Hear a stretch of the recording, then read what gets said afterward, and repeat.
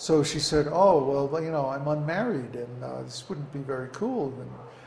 And he said, well, don't worry, I'll make it so that nobody will see anything. And he made fog descend on the river so that nobody could, really thick fog, nobody could see anything.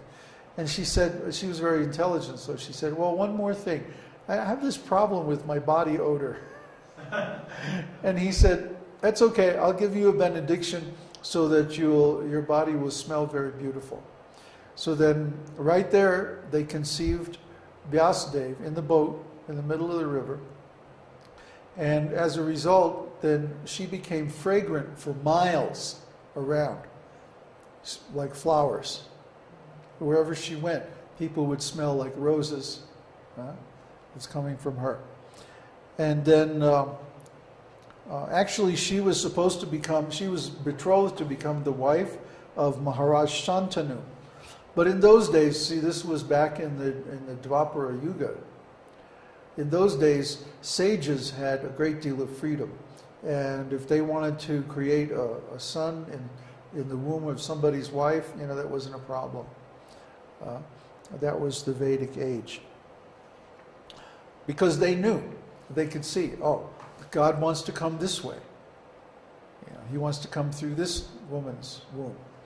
And so, of course, God doesn't take birth in the ordinary way anyway. He appears in the mind of the father and then is transferred to the heart of the mother. This is described in Krishna book. So when Vyasadeva appeared, it wasn't by an ordinary process of seminal injection. It was by a spiritual process. And that's how the incarnation of God appears. Begotten. What's that? Begotten. Begotten, not made. Exactly. So Parāṣara also wrote a very wonderful book called Śāstra. Śāstra means, of course, the book of religion. It also means religion is a weapon. Dharma, astra. Astra means weapon. And in this, he wrote, here's a quote from Srila Prabhupada's translation. We, you, I, and various other living entities are all transcendental, although now we're in material bodies. Now, according to our different karma, we are fallen into the ways of the three modes of material nature. As some are on higher level, some are in the lower levels.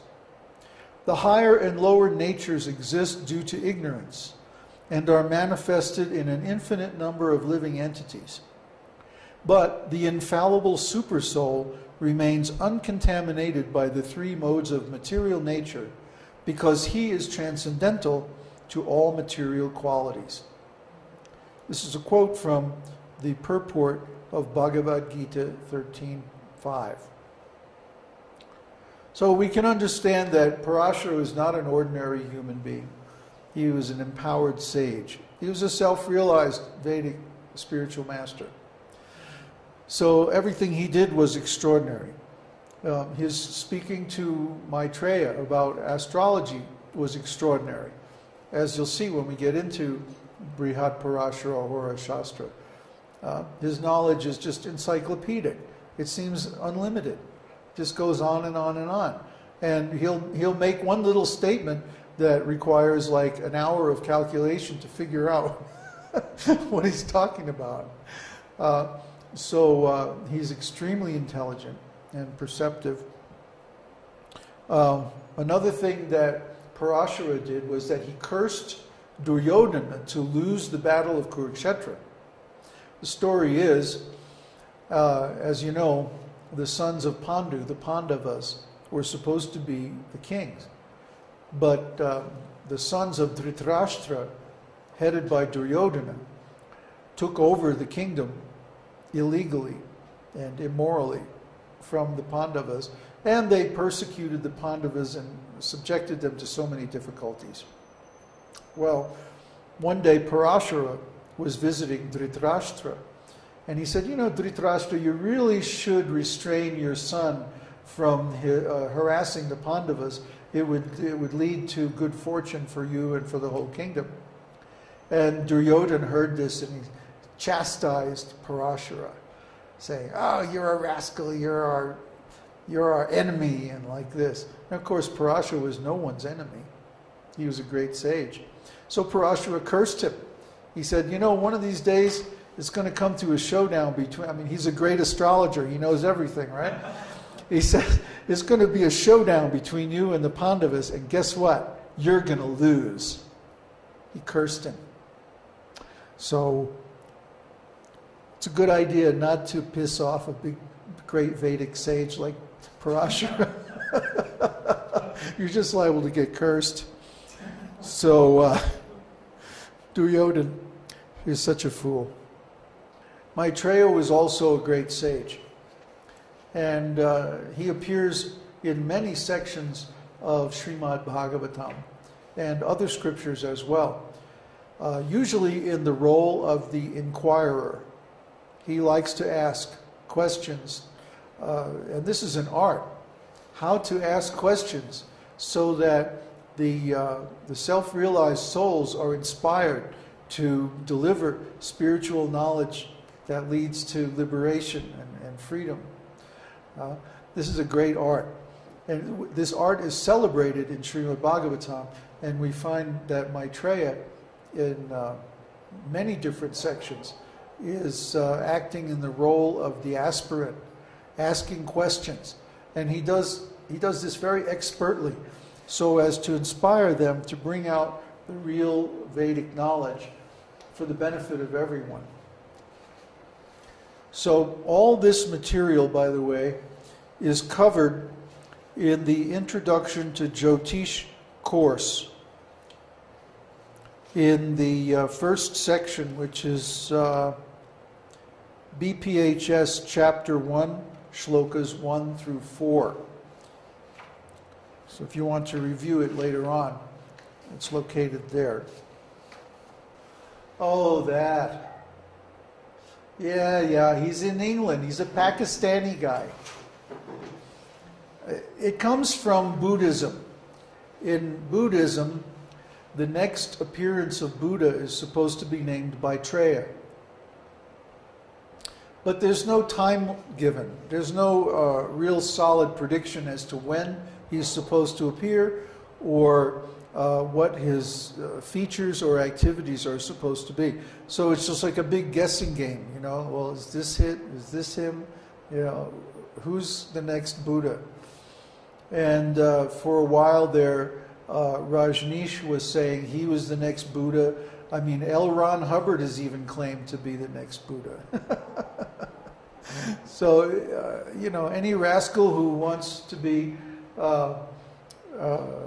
wants some notoriety can say, "Oh, I'm Maitreya Buddha. You know, I'm the next incarnation," and they're trying to build up some buzz about him and everything. But, you know, who knows? He probably works for MI5. I mean, you know, it's just a big rascal deception. Yeah, typical impersonalist. Hey, I'm God, worship me. Ah. A real impersonalist wouldn't talk like that. Okay, so let's go on. The next section talks about the conditions for receiving the teaching. And basically, these are the same as the conditions for initiation in the lineage of the esoteric teaching. For example, let me read these shlokas because they're very pregnant with meaning. Maharshi Parāṣara answered, "O Brahmana, your query has an auspicious purpose in it for the welfare of the universe. Praying to Lord Brahma and Sri Saraswati, his power and consort, and Surya, the leader of the grahas and the cause of creation, I shall proceed to narrate to you the science of Jyotish as heard through Lord Brahma. Only good will follow the teaching of this Vedic science to the students who are peacefully disposed, who honor the preceptors and elders, who speak only truth and are God-fearing. Woeful forever, doubtlessly, will it be to impart knowledge of this science to an unwilling student, to a heterodox, and to a crafty person. So Parāṣara is making it very clear here that the Brahminical principles have to be observed in the study and practice of Jyotish. This is not something to play around with. This is not for kids. This is real power, and it has to be respected. As I described earlier, the people who have tried to make Jyotish into a business are suffering. And I don't like to say that. I don't like to see it either, because some of them are my friends or people that I've known for a long time. But after all, the warning is very clear right here in the Jyotish source